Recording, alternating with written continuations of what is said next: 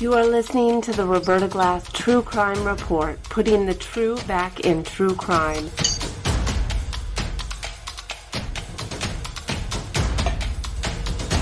From New York City, Roberta Glass is now on the record. Okay, hello. Whoa, there we go. So excited for today's show. Sunny Tanner was kind enough to join us today to talk about what she saw in Donna's hearing today. Of course, I went over her filing. She had all sorts of complaints about the jail and all her rights, every single one of her rights being violated. And what happened was Donna even had an outburst in court, and Sunny was there to see it all. Sunny, Hi, welcome. everyone. Thank you. Thank you for having me on. Hello, everyone. What a spectacle. So what happened, and what was your impression of Donna? We saw her in purple. We were there quite early, and we found out from an inside source that they were relocating it. So we went back to the regular courtroom, and we're sitting in there waiting. There was quite a few people in the gallery, and she comes shuffling in through the door that Charlie went through, that they all come through.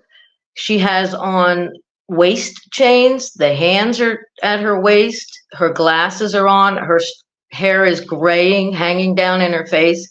She has on leg chains. She's scuffling along. She briefly looks up, sees, people in the gallery, and then puts her head back down.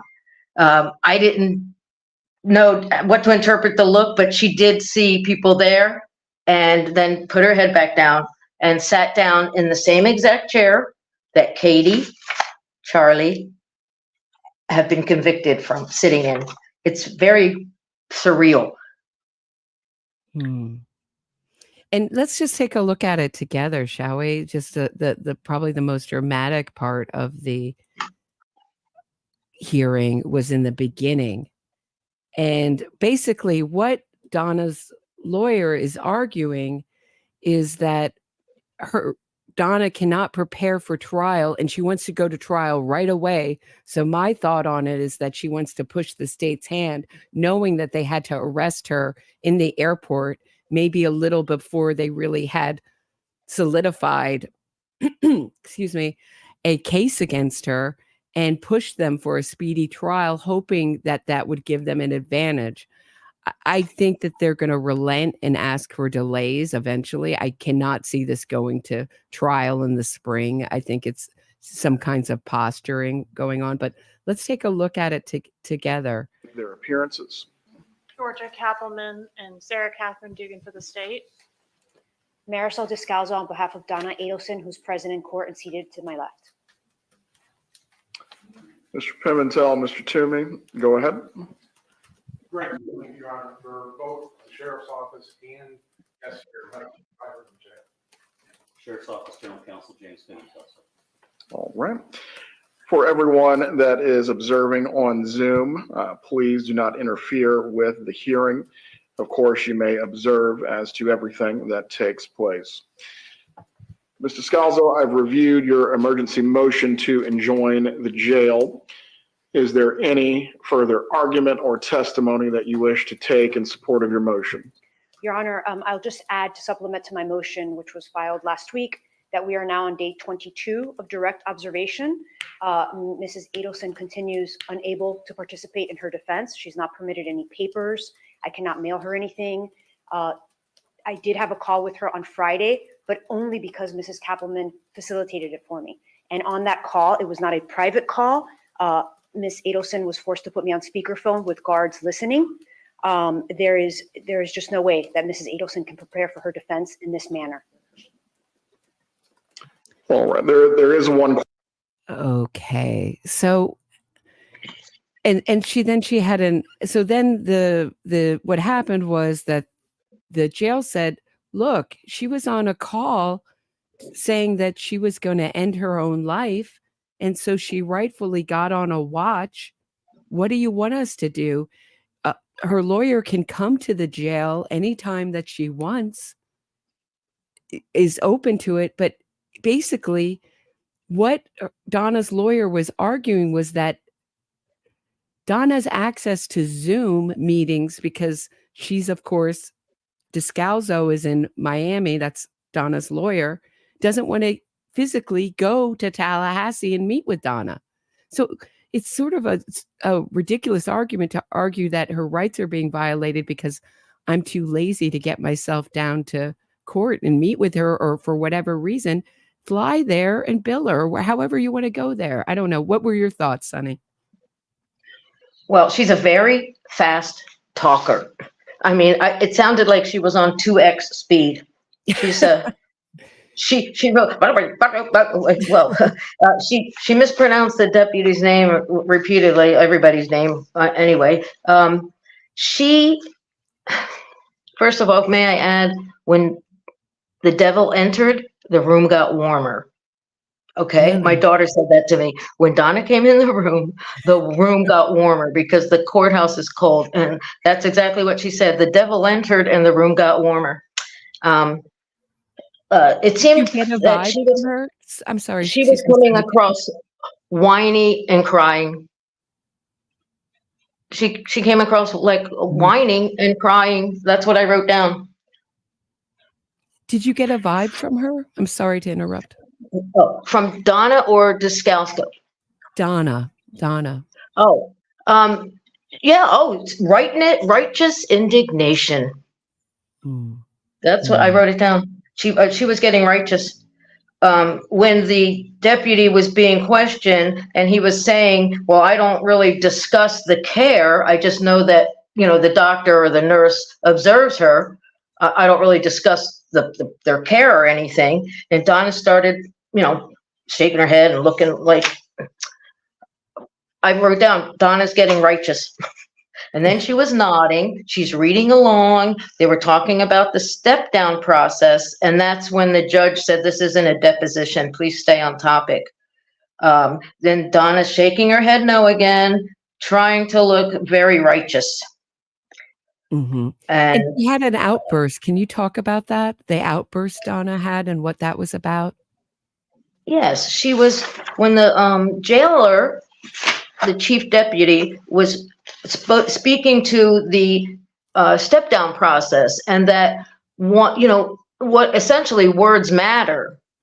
You can't go into an airport and say bomb, and you can't say certain words in to a medical person in jail. And you were on the watch list. And she so was discussing how very specifically she was going to end her life with her husband. That's what I heard. Did you hear that? With Harvey? Yes. Was she discussing it with Harvey, meaning they were going to do it together, or she was just discussing it how she was going to do it to Harvey? Well, that's what I was a little confused about. He was saying that we have recordings from our own jail from Charlie, who was just convicted of murder. So it's recordings that we have. It has nothing to do with Miami saying she's better or this or that. These are recordings she made on to one of our inmates, like they were defending that they could treat her as Donna was shaking her head that she shouldn't be, Miami cleared her from being under observation.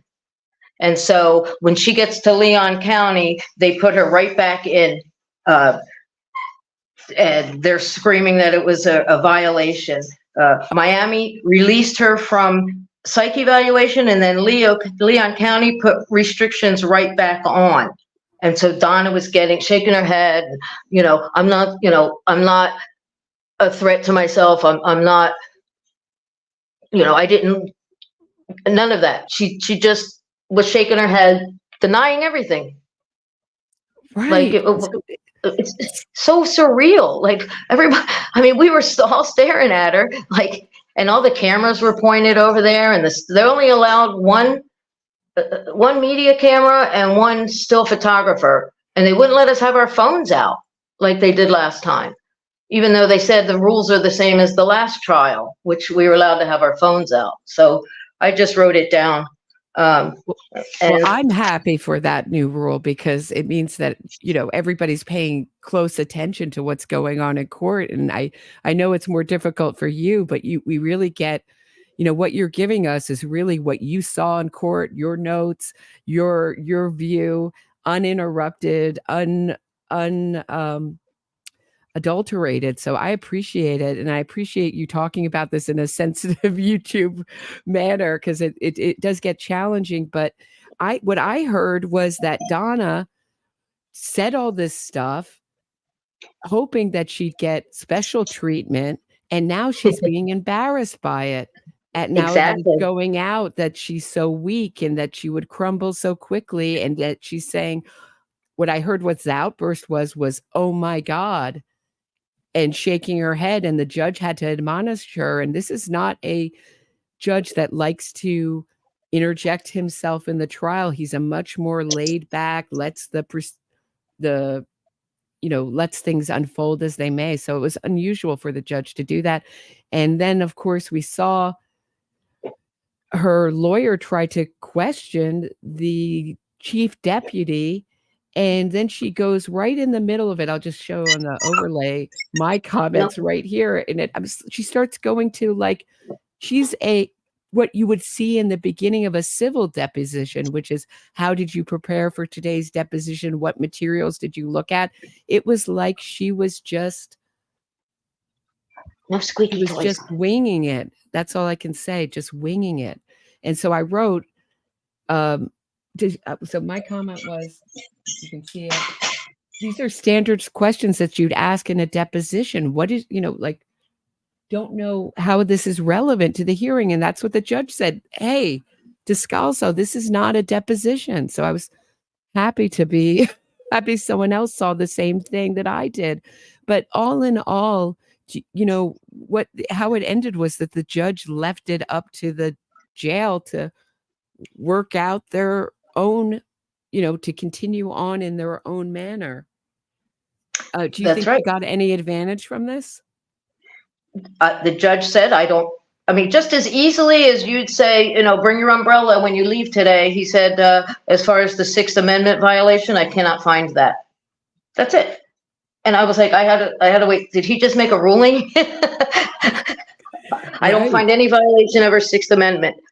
That's what he said. I was like, okay, I guess that's his ruling. It just kind of, you have to be a lawyer, I guess, to know every little nuance in there. But he just said, and I wrote it down, a Sixth Amendment violation, I cannot find that.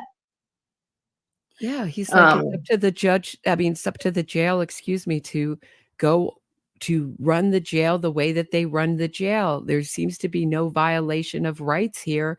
But I also found it very interesting that the judge said, when Donna's lawyer was insisting on going to trial as soon as possible and insisting on keeping their right to a speedy trial, how long they're going to hold on to this, I don't know. He said, are we all being realistic here?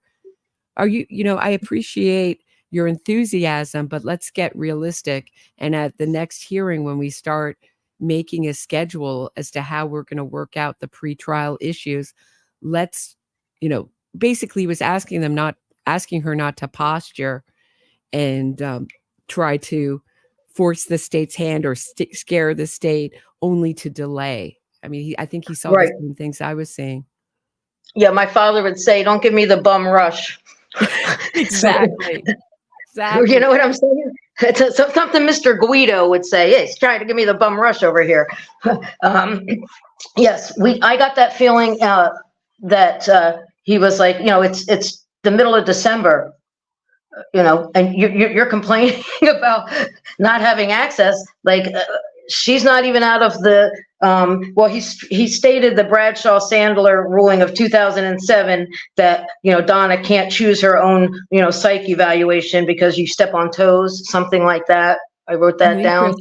I missed that. Interesting. Yeah. Mm-hmm. Yeah. Bradshaw-Sandler, 2007. I missed what state it was. Cannot choose your own psych evaluation because the state has one and the defendant has one. You can't choose your own. It's who's there at the jail. And basically, from talking to the local lady that used to be a nurse in the jail there, she said their contract. And there's not somebody just on 24 hours a day. There's a nurse there, but there's no psychiatrist sitting in the Leon County Jail waiting to talk to people. They do rounds, you know. It's possible maybe she didn't have a big sit down with one yet. But she has observed, and she's, you know, allowed to get out and walk around. And that's what the counsel and the general counsel for the sheriff, this man was, Mr. Pimentel. There was a general counsel for the sheriff, and then there was Toomey, and they were saying, nobody's asked us, here's everything. So it looked like a little egg on her face. He's like, here are these papers. Nobody's asked me for them except the state. And I was like, uh-oh, oopsie, Marisol.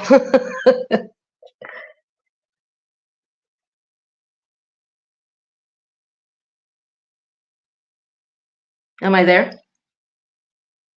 What happened?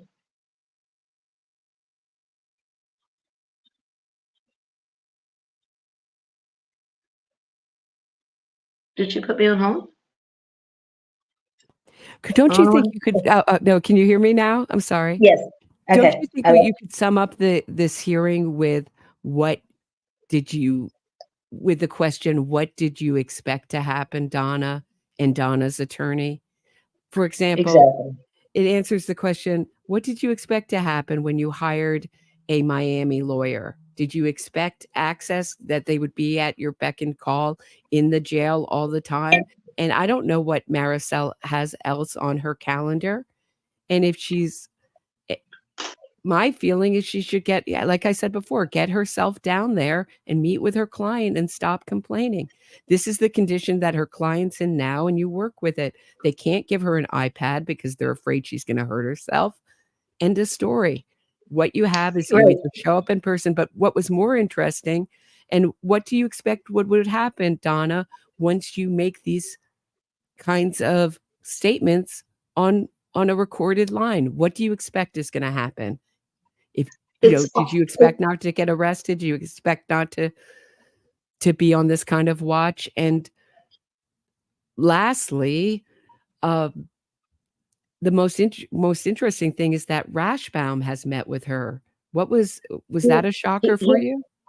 Well, they walked in together because we were, me and my daughter were first, and then some of the media came, and then the Steinbeck came, and Patty's Playhouse, and, you know, Grace Wong, Court TV. It was like old home week there. And as soon as they opened that's why we're still waiting to go in, we saw Rashbaum and Marisol walk by. And about 10 minutes after they opened the media room, bailiffs called for the lawyers. And so we were still looking for Georgia and them, and it was just Rashbaum and Marisol went in.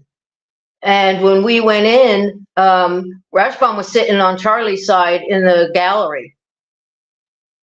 And then by then, Georgia and her team came in. I mean, that man, Mr. Toomey, he was quite tall. I mean, and Georgia's tall, and Sarah's tall, and, you know, here's little Donna. And I think what happened to Donna, it's the same thing she did with Danny. They wanted a nice Jewish boy, but then he turned out to be too Jewish. And now she wanted to be treated special. Now she's being specially treated, and she doesn't like it. Mm-hmm. It's like, you're not aware of anything that's going on. Does she look around and see that she's no different than, you know, this woman that got arrested for prostitution or whatever, and if somebody else is in on a drug charge or whatever, like, you're all the same in there. Mm-hmm. You're no better, you're no worse. And it's still like she reeks of entitlement. And then she tried to look so like she had righteous indignation. Right. And as they were asking us to leave. Go ahead. Yeah. And so what do you think? So Marisol said she couldn't get there. That's Donna's lawyer. So she switched out with Rashbaum. Rashbaum had a meeting with Charlie, and he met with Donna instead. And I was asking in Carl Steinbeck's chat, love his channel, about how can that happen? Is he now on her legal team? And he said any lawyer can advise any legal team that they want. So it doesn't mean that he's part of her legal team. He's just advising as a lawyer coming on board. So that's And but I wonder wouldn't you love to be a fly on the wall? Not that we could because it's privilege, but wouldn't you love to be a fly on the wall in that meeting? absolutely. Like what kind of, they have to be working on some kind of thing together as far as, well, the double extortion didn't work. What are we going to try? What do you got, Donna? I don't know. I wonder if Charlie is thinking about, can he spill his guts tomorrow? Does he have a chance? I didn't hear, Carl answer any of that. I noticed they didn't even talk about Donna being released on bond. That's a nothing burger.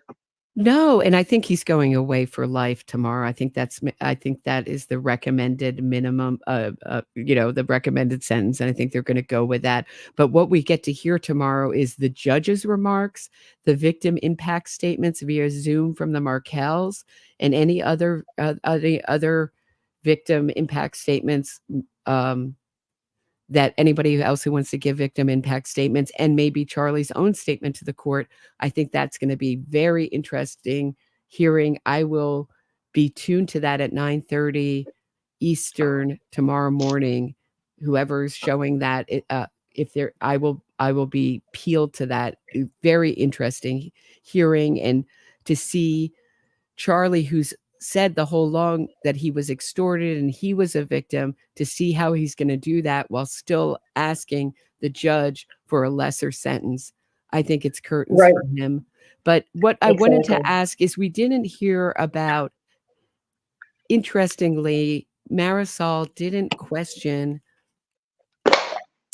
Donna's didn't question anybody, the deputy warden, about these statements that Donna's just a fancy lady and that we can't wait to violate all her rights.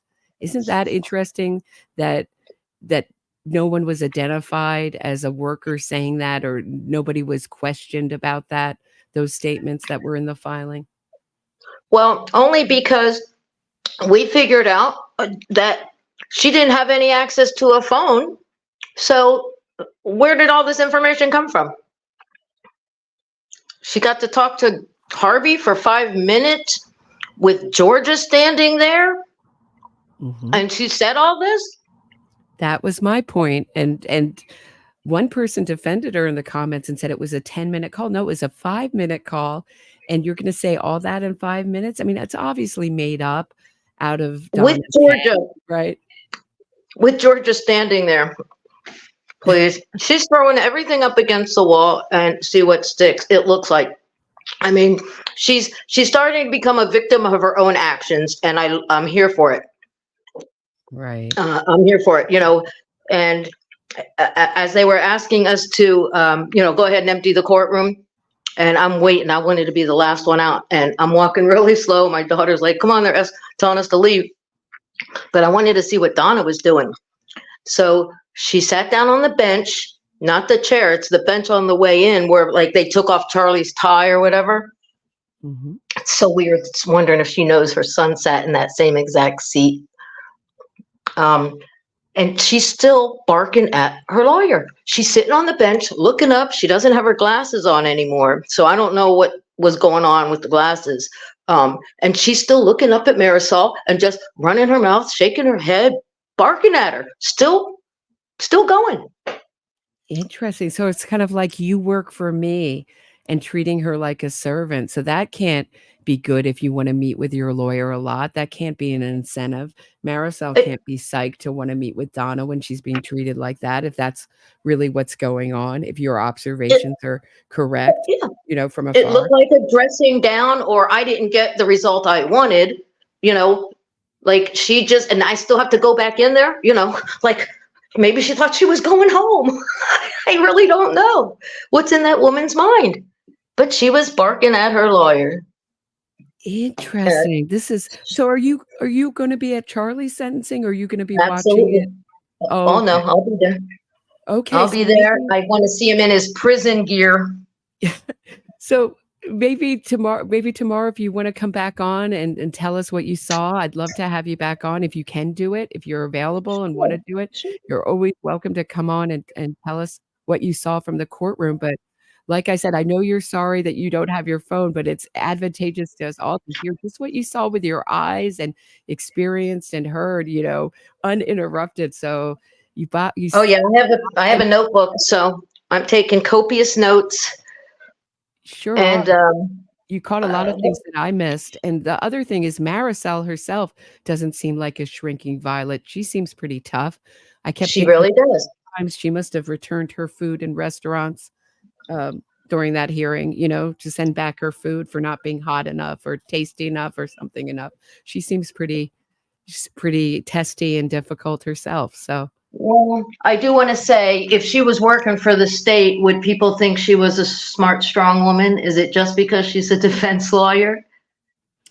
it's not just her style of talk. It's what was in that filing is that she presented that she didn't choose a right, that she said that all of her rights are violated. And then she added that ridiculous dialogue. That's part of my problem with Marisol. And then she's also a medical fraud lawyer. And I think she's a little out of her depth in here. I don't know how many murder trials that she's done. So Well, isn't that what but that's a good question to ask. Isn't that what Rathbone did wrong? They're not criminal. I mean, she's making the same mistake Charlie did. That you're not hiring the right lawyer for the job. Good point. Right? She's not a criminal defense lawyer, and this is a felony. Also, it's nice to know that the status hearing on January 9th is on Sarah's docket. So we'll get to see Sarah talking instead of Georgia, which, they're both great, but they take, it's her docket that day. So it'd be nice to see Sarah Dugan up there because she's pretty good too. Yeah, these women are, they're really representing well. Yeah, and I'm proud of it. Me too. That's a good question to ask. It's that special extra hard-nosed edge that Marisol has, I think, that turns people like me off. But it's that you've given me a lot of food for thought, Sonny. You're always such a good guest. Thank you for coming on and talking about it. Now I'm going to dig into thank you for setting me off on this Josh Dubin stuff. I'm getting into it today. So you're really the person to credit with giving me this tip about Josh Dubin. And we're going to look at some of this crazy audio. Before we do, can you say anything? You were there for it in person, Josh Dubin's speaking with the jury. Do you have any kind of thoughts, like remembering back what sticks out to you? I thought he was the greatest showman in Tallahassee. He had a nice suit. He's flapping his arms. He's talking the talk, but nobody bought it, apparently. Nobody bought what he was selling. They wouldn't buy it for $1. Did he come alone or did he come with a team? There was 5 of them. So him and 2 others. And him and 2 other guys. One of them was a younger guy, right, Eric? He was a little chubby. He had red hair. He had to go to the bathroom quite often. And since we're sitting there for 3 hours with, 3, 4, 5, 10 hours of jury duty watching, you start watching people. So this guy, it's like they were taking all the jury duty, the jurors' names down, and somebody was watching their social media while they were doing the voir dire. So he had a young redheaded guy with a beard who kept going to the bathroom a lot, and one other guy, I don't know who it was. And then they all left, and it was just Kate Myers and Dan Rashbaum. And it's weird that the 2 attorneys for Charlie were named Kate and Dan. Buddy. So Marisol and I didn't see anybody. I don't know I didn't see her arrive or leave with anybody but Rashbaum. So I don't know if she's going to stay and sit in the gallery tomorrow while Rashi's doing Charlie's. I'll let you know if she's in there. She's easy to spot. Yeah, that just reminded me. Look for Marisol tomorrow. They might have driven up together. Who knows? I'll catch up with you tomorrow, Sunny. I always so appreciate your insights and your tell it like it is style. We'll catch up with you tomorrow, and you'll after Charlie's hearing at 6 o'clock Eastern. Thank you, everyone. Have a great night. Okay. Oh, that was awesome. I really appreciate her. You know, it's funny. It's a lot of hard work when you go to these trials. You have to listen really, really closely. It takes a lot of attention. It's very stimulating. It's like, you know, there's all sorts of rituals you're not used to. And Sunny caught a lot of things I missed. And it's very different when you know that you can replay a tape and watch it again. When you're in court and you miss something, you're like, what did I just see? What did I just, you know, you kind of have to train yourself to really, really listen so you don't miss a lot. And she didn't miss much. Interesting that he ruled on the Sixth Amendment thing. I just thought it was so funny that we just didn't see any of those people. I mean, don't you think if that really happened, that they were disparaging Donna, that Marisol would have questioned the chief deputy about those workers, even by description and their roles in the jail? So it was all an epic fail for Donna. And I think she had a little tantrum at the end. That's what it sounded like to me. I'm going to just get into your questions. I have never had such a interesting amount of interesting amount of comments. Wise Man Gain says, watch. So we were talking about going through Wendy's police questioning yesterday, and Sarah's the victim's advocate. And I observed how she sort of moves away from Wendy, and something may not feel right. That's what I witnessed. She starts out being very supportive of Wendy. What can I get you? And then her body language starts to move away. And Wendy then sends her out while saying, I'm not just sending you out on busy work, which I thought was an admission in the negative. Watch how Sarah observes Wendy after she indicates that the reason Wendy is shaking is because of nerves. It's a clever, ambiguous comment to observe how Wendy responds. Sarah then has to change the subject because of that uncomfortable silence. Sarah knows something isn't quite right with Wendy. Yeah, I agree. Maura Laverty, 1488 says, speaking of Ryan, I believe, no, this guy isn't shady at all. Yeah, Ryan Fitzpatrick seemed to get very involved with Charlie Adelson, and whether he was shady or got involved in shady things, it seems like he was really tied up. He was with Charlie on all those trips to South America, and they seem to describe what is a medical kind of fraud, moving money around. I don't know enough about it to call it a fraud. That was just my perception of it. Jenny MB 2836 says, I'm a tax lawyer. I'm not sure if someone has spoken about this yet, but it would be interesting to find out if Donna treated the payments to Katie as deductible expenses for the dental business. Donna was the bookkeeper, and she would be the one identifying which expenditures are business and which one are personal before sending the general ledger to the accountant in order to prepare corporate tax returns. She knows who works for the business and what their role is. I'm confident that they, Donna, Charlie, and probably Harvey, set up the payments to Katie as periodic payments by check so that they could deduct Dan Markel's murder as a business expense and reduce their taxes. I would love to, Jenny MB, I would love to have you come on and explain more about how that works. I don't know. I do know that those payments seem to be stretched out wasn't it like $3,000 in payments to Katie? Is it more?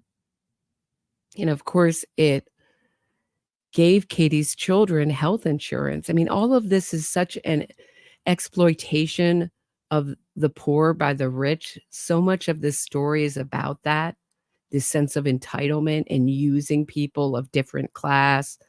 I mean, you could even go further in different race, but really to me, it's about class. And they are just expendables. The poor people go to prison and the rich people get the multi-million-dollar defenses with the fancy experts, including jury experts, and get out of it. I find it infuriating. Carol Mitchell, 8621, says, Wendy is in her natural habitat, center stage, and being nursed by serviles. Deception is deadly because those being deceived don't know they're being deceived. Case in point, not one in this entire room of experienced professionals knew they were being deceived. Incredible. Well, yeah, it's also happening so fast. We have the luxury of knowing the evidence against them and knowing the whole story. They're just putting it together and it's all happening in real time. And you're not sure what you're watching. Is she a victim? Is she behind it? She seems to be open with giving her fingerprints and opening up her car. And she seems to have an alibi. So, but to my eye, it looks like Sarah is wising up near the end of the police questioning to her. And you see her kind of moving away. And Wendy being so in tune with what others think of her and being so in tune of how others are feeling just so she can manipulate them, sends her out on busy work. Like, nope, get her out of here. Globel says, are there doctors working on him? No, Wendy. He's in the hospital lobby greeting people.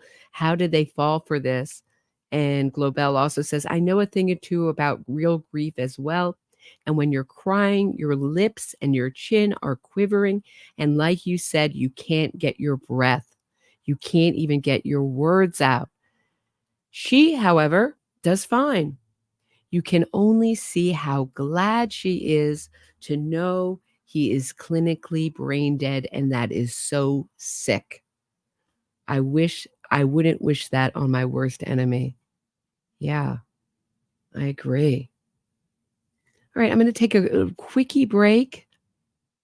When I get back, we are going to look at Charlie Adelson's $1 million gamble, the $1 million he spent for Josh Dubin, the Innocence Project Ambassadar, to basically berate the jury. You're biased, right? Everybody, you're all biased. Threw out 50% of the jury on the first day with this nonsense. We're going to take a look at it. Craig_R's channel was good enough to fix some of the audio. It's not perfect, but we will take a look at it. I will meet you on the other side of the break. If you are enjoying this episode of my True Crime Report, please hit the thumbs up, subscribe to the channel, and share this episode. Get access to exclusive podcasts and other bonus content by becoming a patron today. If you have a question or comment for me, shoot me a super chat and I'll do my best to answer it and read it on air. Thanks so much. Now back to the show. Okay, so my worlds really collided here. My interest is, of course, in innocence fraud, the wrongful conviction movement. I've been looking at their cases, reading the transcripts for the past 5 years of every celebrated case of innocence that the Innocence Project has put out. I invite you to not take my word on it. It's a movement that I would call the biggest fraud in America. Do not take my word on it. Please, I invite you to read the transcripts for yourself. You know, before you support any convicted killer's release, this is gonna. Mr. Dubin, the defense may inquire. So, when you start a true crime podcast, what I was not prepared for was about the 50% of the audience who knows very little about the case, just what they've read, and is so willing to tell you you're wrong with knowing so little. And about the other 50% will go, oh, that's interesting. Let me look into it. Those are my people. But I just don't, I don't understand having such a strong reaction and being so certain you're right when you haven't done your due diligence. But I guess that's the power of PR, right? The power of propaganda. So Josh Dubin, this is he's a jury consultant. He has a flat retainer of $1 million. He came in, he flew out right after this, and his job is to get the most favorable people to the defense on the jury, and to get anyone who's going to be critical or pro prosecution, or I don't know, basically get the people who are most likely to vote to acquit on the jury. That's his job. And it's very interesting how he goes about it. At this time. Thank you. May it please the court. Folks, I'm all for a laugh. I spoke to many of you in the back, and I know that sometimes levity can break up a serious moment, but make no mistake, this is the serious of matters. There's no dispute about the fact that a man quite brutally lost his life. So I don't mean to. So right away we have the management of the words. He lost his life brutally, but he lost his life. He kind of just lost it somehow. Not that his life was taken from him. He was brutally murdered. So already we have the softening of the language and the softening of the kind of couching the charges against Charlie in a softer, more acceptable way. To alienate any of you or make you feel bad, but to this man, this is no laughing matter. And I'm not here to talk to you about powdered sugar on the faces or phony liquor store robberies. So I asked Sunny what this was about, and she said that Georgia Kappelman was talking about making logical deductions from the evidence, right? Rational inferences, so that if you have a case about a donut being stolen, a powdered donut being stolen, and you see eaten, and you see a child with powdered donut on their face, a powdered sugar on their face, a rational inference could be that the child ate the donut, okay? And I think the liquor store robberies is along those same kinds of lines. So that's what he's talking about. He's poo-pooing what the state has presented. This man has pled not guilty. And with that plea, he's saying, I didn't do it. And stands here accused of a crime that he did not commit. So I would ask you all. That's one thing that you'll see with this movement. They'll often say accused of a crime long after they've been convicted of a crime. Right here, this is actually accurate. He is not only accused of a crime, he's indicted with a crime, and he's on trial for a crime he claims he didn't commit. But you'll see that the main issue with Dubin is he wants to talk about is it rational to infer that someone might have done it if they're on trial for doing it? And he's going to say that's horribly biased. Basically, anything but team innocence, being on full team innocence all the way, is biased. And I would argue that's not what you should ask from a jury. All you ask is that they look at the evidence fairly and make a decision and withhold judgment to the very end. But he's asking for something else. He's asking for them to come into court as an innocent advocate. And you'll see what I mean a little as this goes on. So please hit the reset button. And let's be mindful of what is at stake here. And I know from speaking to each and every one of you that you are.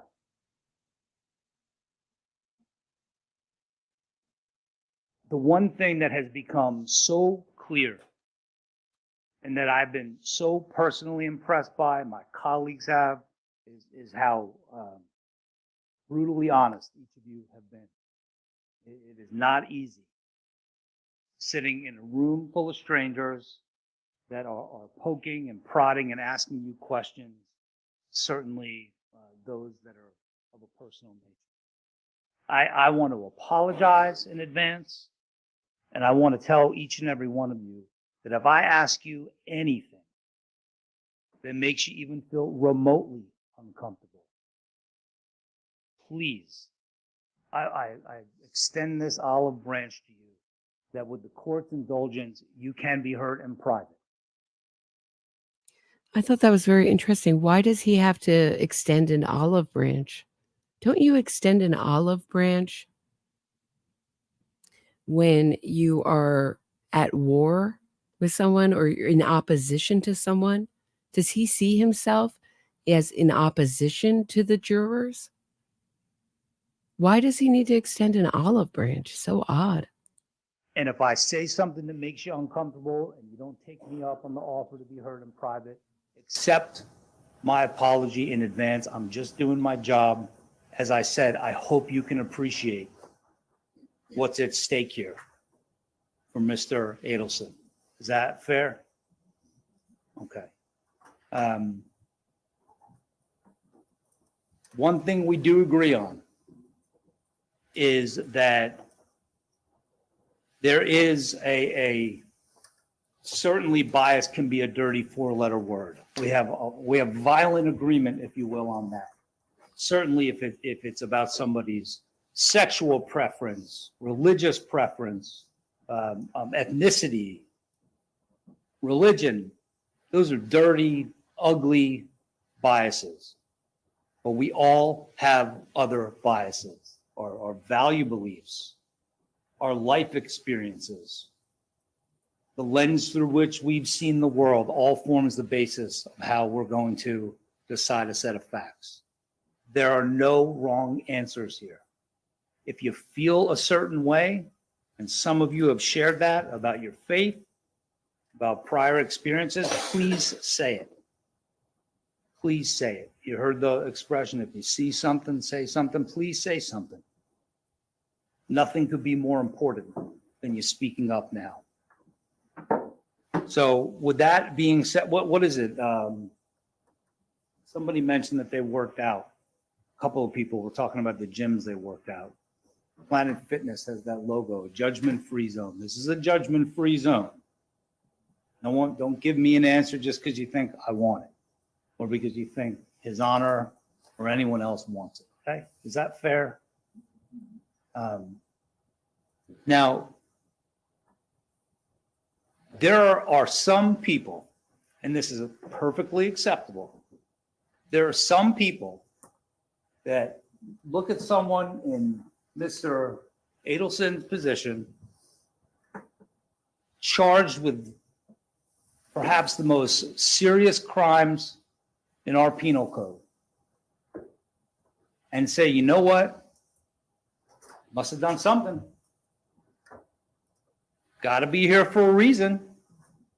And I think that most people that have been accused, arrested, especially of something that happened 9 years ago, they must be guilty or more likely guilty. If you feel that way, that is fine. So I'm going to ask you, as I've asked many of you over the past day and a half, to please think about it for a moment and search yourself. With the court's permission, I'm going to ask Mr. Adelson to stand. You may stand, sir. Please take a good look at it. And if there's any part of you that looks at him and says, you know what? If I'm being honest with myself, because he's been arrested, charged, other people may have been involved, and he may have known them.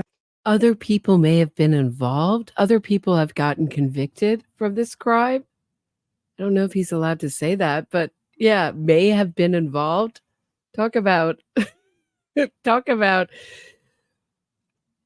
minimizing the facts there. Yeah, may have been involved, gotten convicted as co-conspirators in this murder for hire. Yeah. But watch how quickly he makes him sit down. He's like, I'm done using you as a prop, Charlie. And Charlie's like doing the squinty eye pleading thing with his eyes. That he must be guilty, or I lean toward guilt. You can sit, Charlie. Please. I'm sorry. It's not squinty thing. It's more the blinky thing, and the more sort of the slight furrow of eyebrows is a better description. Kind of like, this is a serious matter. I'm up here. I'm telling you. If I could tell you I'm innocent with my eyes, that's what I'm trying to tell you. This is $1 million. Do you think this is worth $1 million? I mean, Tell me if that's how you feel, even if it's a little bit that you're leaning that way.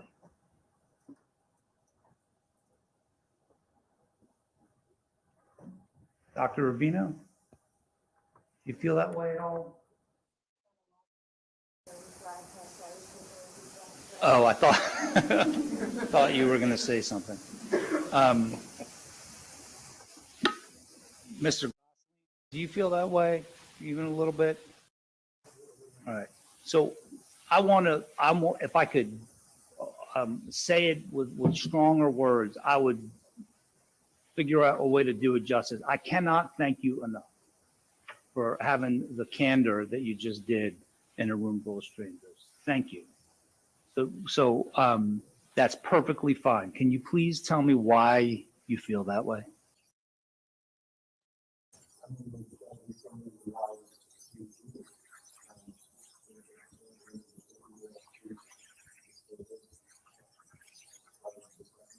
Okay, and he is not going to be offended, and his feelings aren't going to be hurt.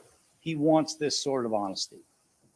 So I appreciate your candor. Is it fair to say then, Mr. Gosling, that he starts out in your mind, you're leaning more toward guilt because he's here? Isn't that fair? All right, I appreciate your candor. Who agrees with Mr. Gosling? Even if you agree just a little bit.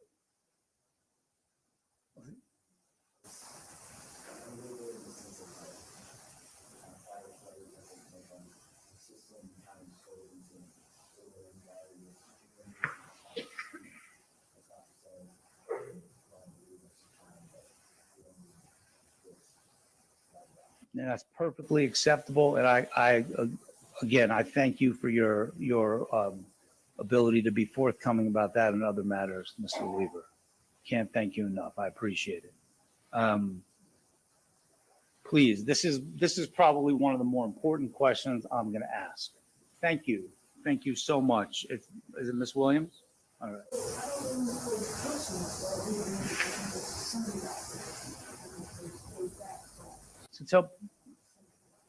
Okay, fair enough. so what he's saying is, even if you would even assume that someone who is on trial might have done something, that is a bias. Might have. You're open to hearing innocence, but maybe they might have done something. He wants them out. I mean, isn't that a rational inference that they're on trial? You're welcome, you're open to hearing the case, but they might have done something. If they're on trial, they might have done something. That the state didn't pull this out of thin air. I mean, but it worked. He got half the jury thrown off with this. If you know me even a little bit, you know I'm gonna. And he's gonna hammer this for the next hour? Hammer home on this. I'm gonna try not to stop it too much, but he's gonna hammer it. Just be basically pleading with them and insisting that they're all biased. Come on, you're biased. Search yourself. You're biased. Really, you're biased in some other way.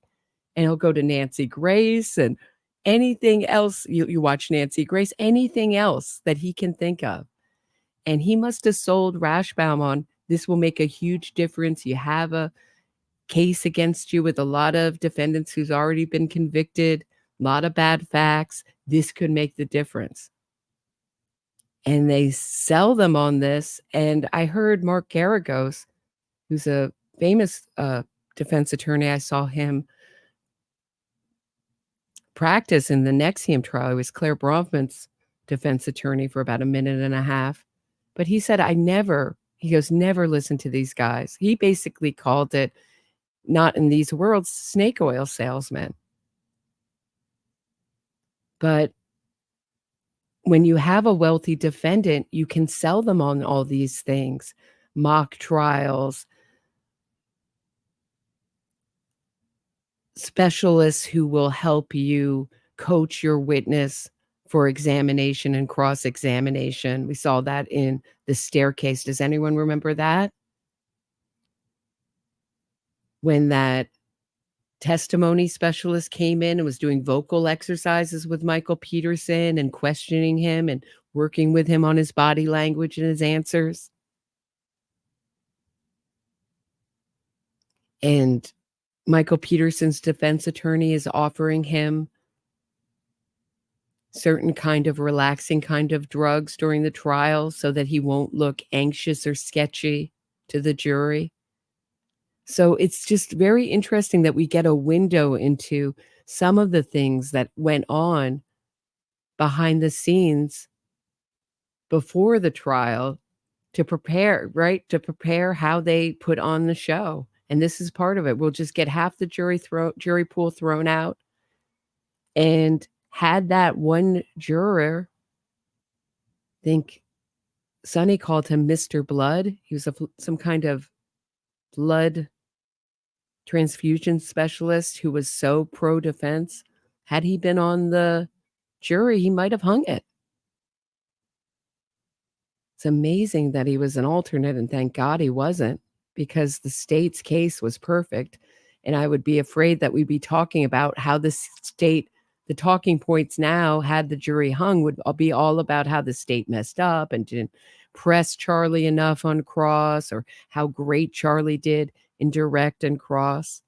His story makes no sense. Ask you some more questions about that. And just tell me the best you can to put words to that feeling. Please tell me what it is, Ms. Woodland.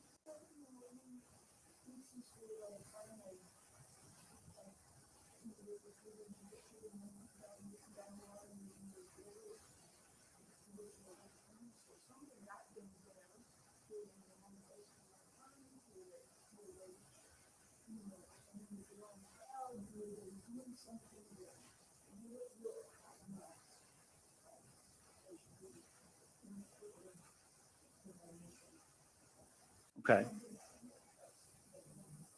Understood. Is that almost hand raised or just moving your hand? I disagree with the last two people because of my personal experience. When I was a police officer, when I was 24, 25, 26, all the days, there was that perhaps chance to drive mentality. And I really went around in my head thinking, and all of my friends thought, something must have got you here. Until the day that I was accused of something I didn't do. And I wound up with quote unquote, guns pointed at me, being prosecuted.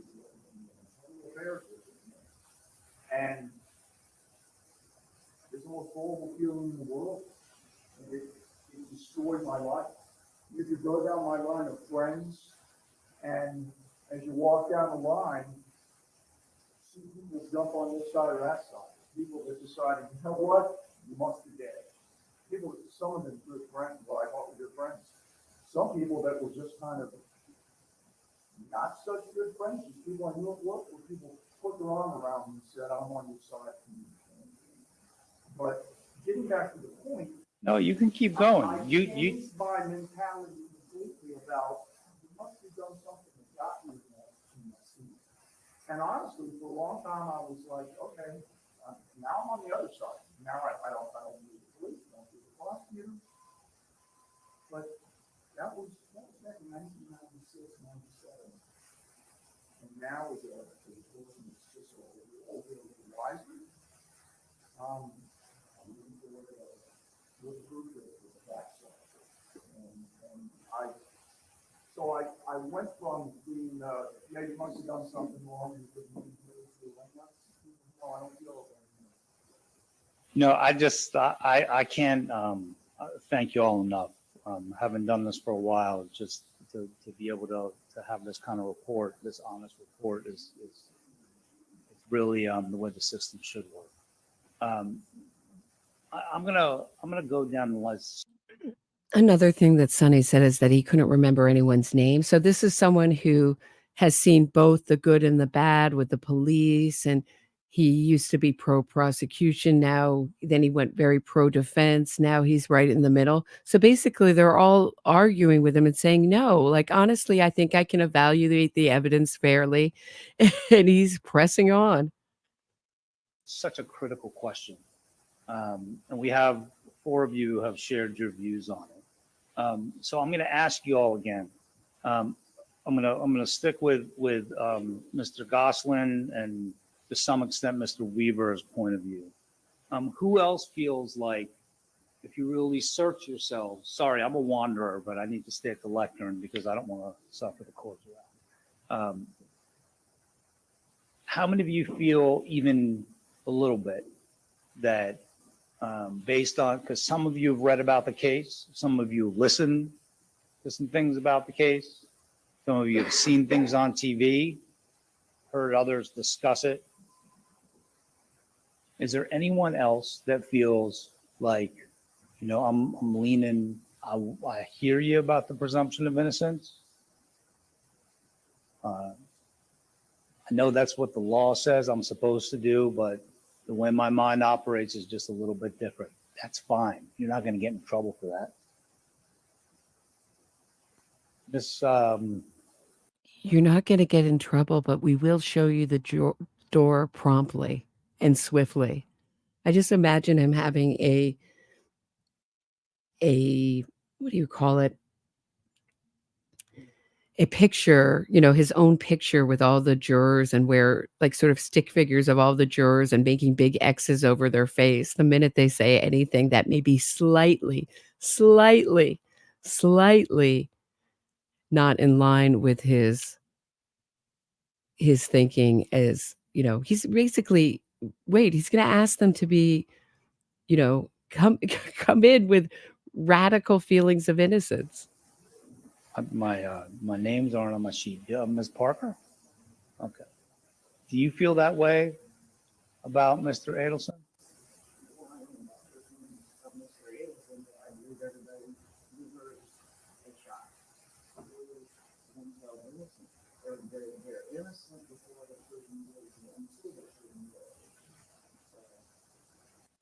Forgive me for seizing on something you said, but does anyone know what I might quarrel with about?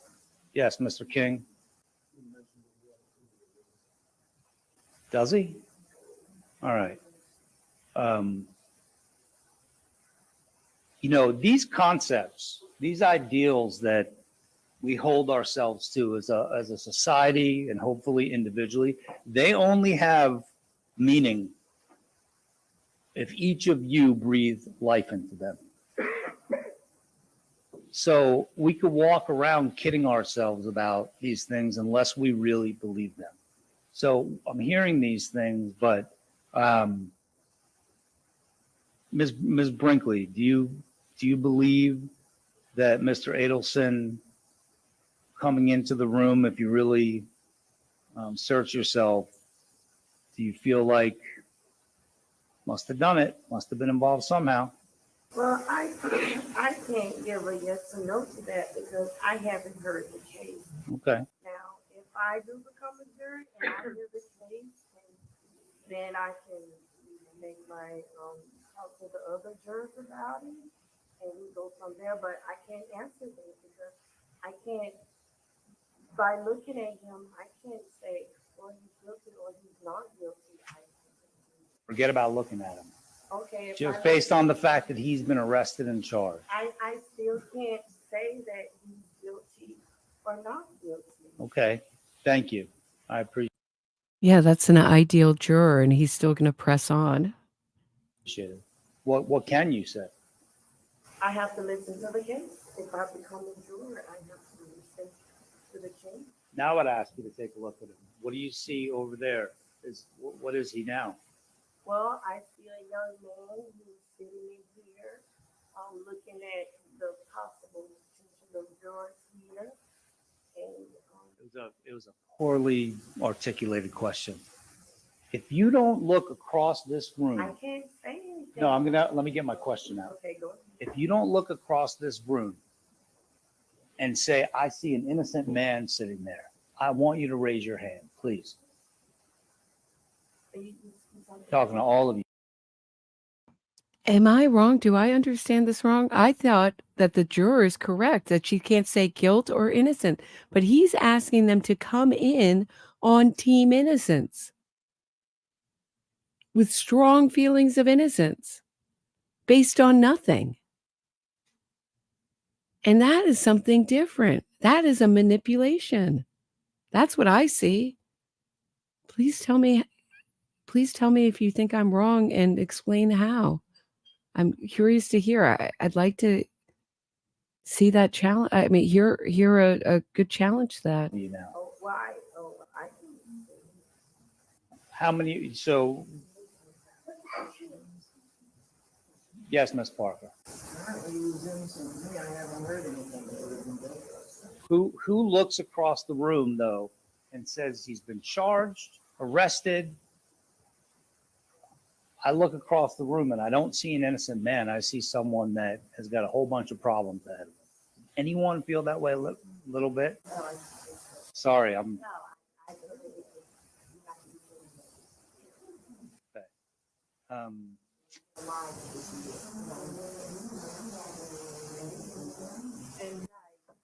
And how?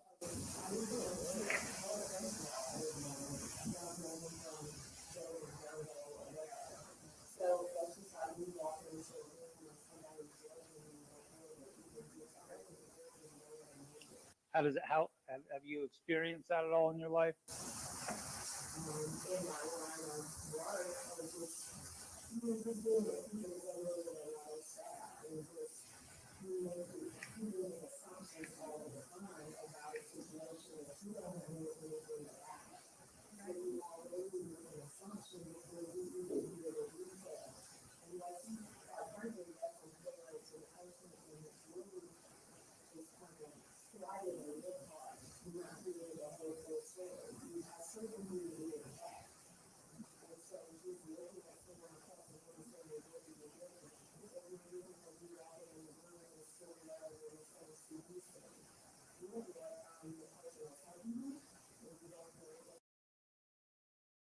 No, Woodall is asking, have I ever seen a voir dire like this? I've never seen a voir dire like this.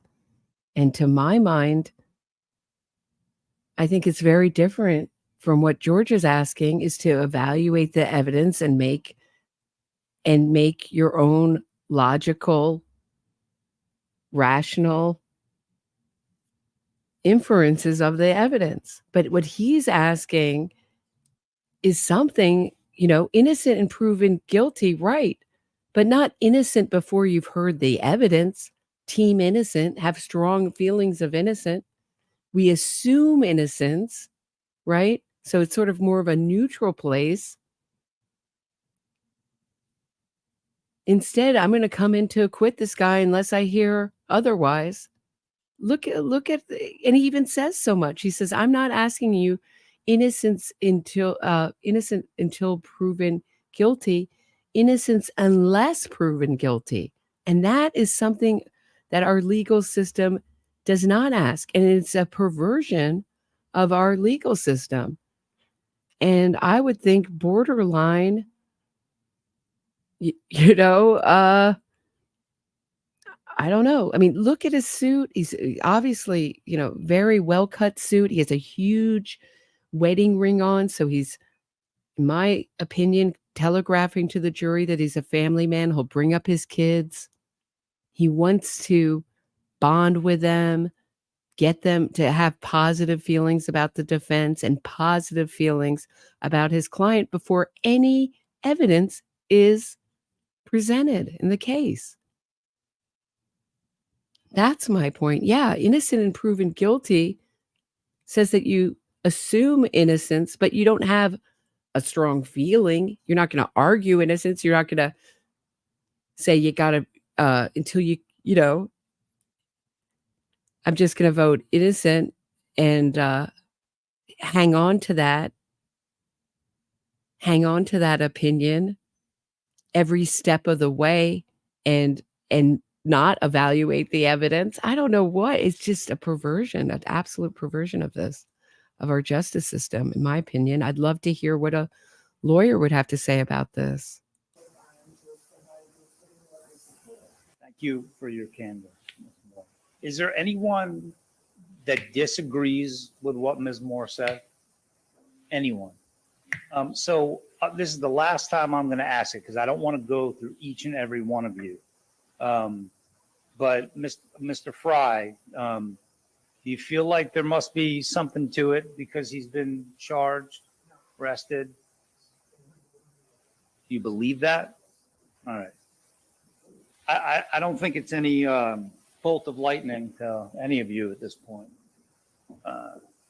Judging by the camera to your left and my right, and as His Honor told you, that this case has received quite a bit of media attention. And this is totally fine if you feel that way.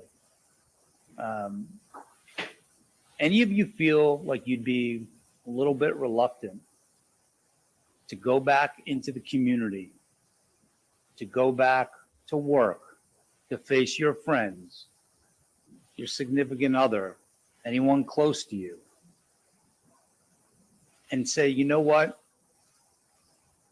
I don't think the prosecutors met their burden, and I don't think that I could have found him guilty and vote not guilty if they don't meet their burden. Does anybody have even a little bit of reluctance there? That they would feel like, I don't want people to think I was part of a jury that acquitted Charlie Adelson? Mr. Jordan, would that be a concern? $1 million and he can't even get his client's name right. I have to say, I have a weakness for mispronouncing names, so I can't. But wouldn't you just practice your client's name? It looks like every time he says Adelson, he's making sure he doesn't say Adelson. Now he's calling him Adelstein.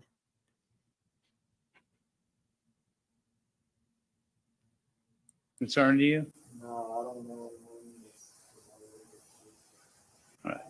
And good on this jury pool for not bending. Well, 50% of them were thrown out, but for not bending under all this pressure. What I see here is extreme pressure on them for them all to admit they're biased and go home. They have to start again.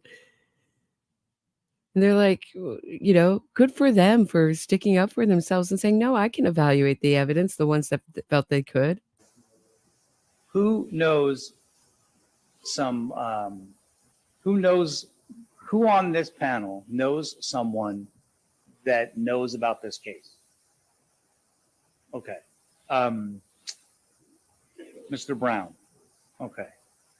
So I saw you, Dr. Rubino. I'm going to come to you in a moment. Who else, just by show of hands, is familiar with others that know about the case? So it's also Ms. Bell?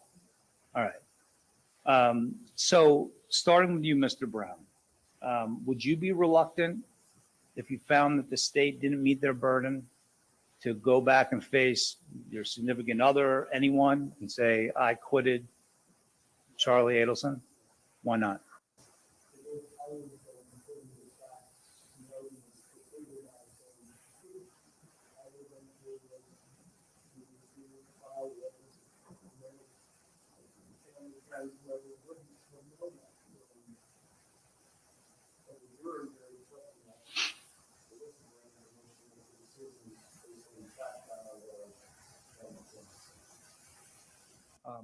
How about you, Ms. Strong?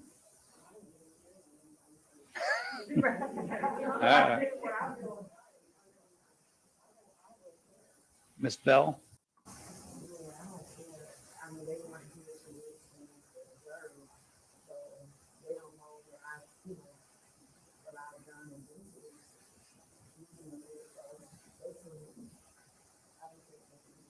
What about you, Mr. Fisher? You have friends in law enforcement, right? All right. Your friend, go ahead. Your friend, would you have any reluctance? Would you hesitate even a little bit if you felt like the prosecution didn't meet their burden to face your friends in law enforcement?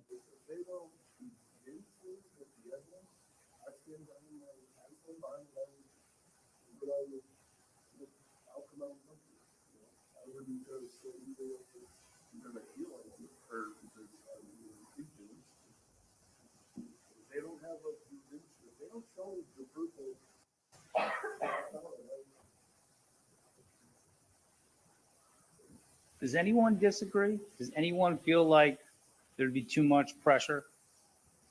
Would they be reluctant? Anyone at all?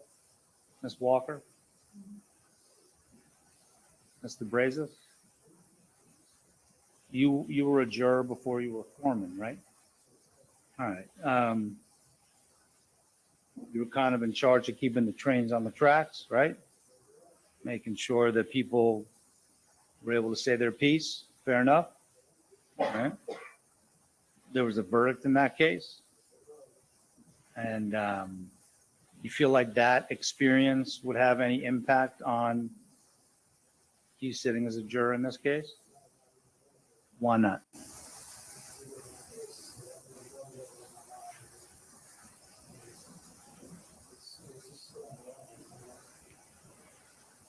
Okay.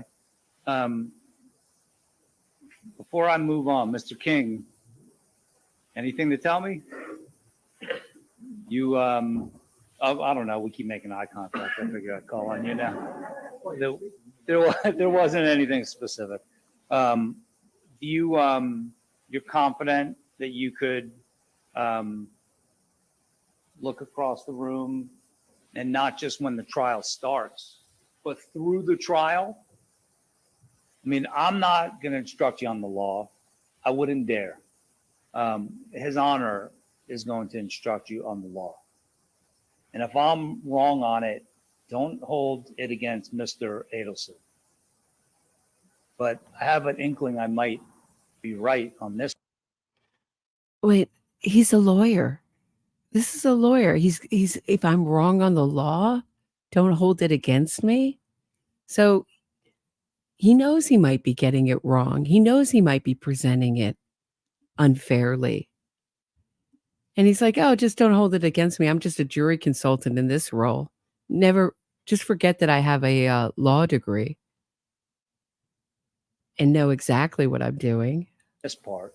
What if you were to learn that the presumption of innocence is like a thread that you grab onto right now and you pull it all the way through the 2 or 3 weeks of this trial? In other words, that every time you look across the room, that you presume Mr. Adelson innocent. That's not an easy thing. While you're hearing the evidence and while you're evaluating the testimony, every time you look at him, you're just supposed to say, that thing that I just heard that might be troublesome, like Charlie's own testimony, that I'm supposed to squash it down in a cult-like manner and just keep the mantra to myself that he's innocent, innocent, innocent? I mean, I understand that they're not supposed to make up their minds, but they come in and they take a vote. They've been swayed some way during the trial, but he's asking them to, during the trial, to just keep thinking innocence, innocence, innocence, no matter what you're hearing. And he knows that's borderline the way he counts that. That's my thought on it. Don't sue me, You've Dubin. heard of the expression innocent until proven guilty. Let me modify that.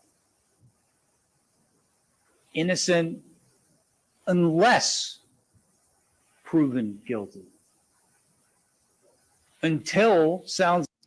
Oh, if only our founding fathers had been as smart as Josh Dubin, they could have modified that, right? When building our legal system. What is going on here? I mean, he's asking for a defense team filled with Team Charlie Adelson before any evidence is presented. Sounds like an eventuality. What's the difference between what I just said? Innocent until proven guilty versus innocent unless proven guilty, in the space. Okay, but I wanted Miss Spates to answer. That's all right. I looked in your direction.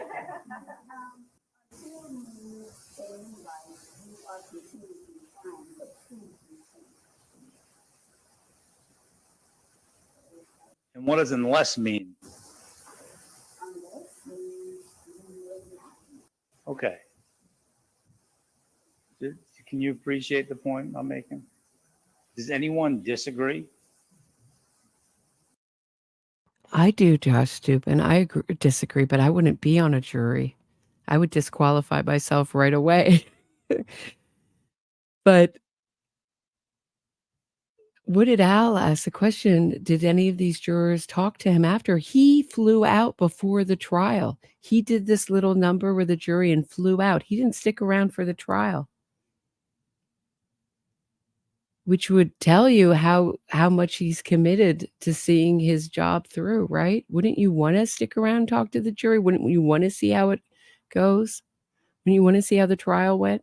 But his part is done. He's gotten his cool $1 million. I'm sure he left on a private plane. This movement is so rich. All right. I'm going to move on to a different subject. I think that Ms. Williams mentioned it. How many of you, by a show of hands, have heard of people being exonerated for crimes that they did not commit? By a show of hands. And by exonerated, that means if it's turned over on a technicality, any reason at all, by the ways that they do it, misrepresenting the importance of DNA. So if there's no DNA there, they will just declare innocence and all the other evidence goes out the window, like they did in the Adnan Syed, Hayman Lee's killers case. They misrepresented to the court the questioning of one witness close to Adnan Syed who was talking about Adnan Syed harassing Hayman Lee before her murder, and they presented it because it was not explicitly written in the notes. Had they asked the prosecutor what he read when he was questioning this witness,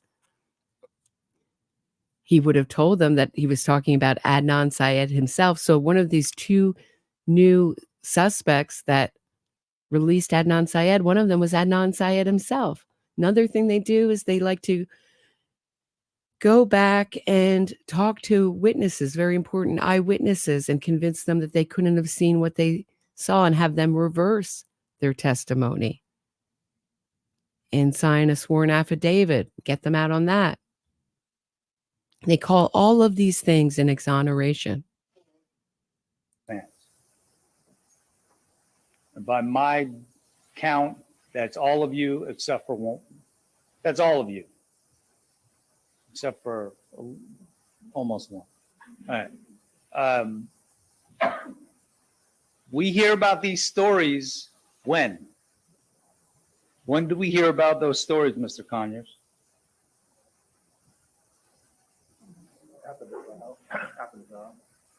After the trial. After what?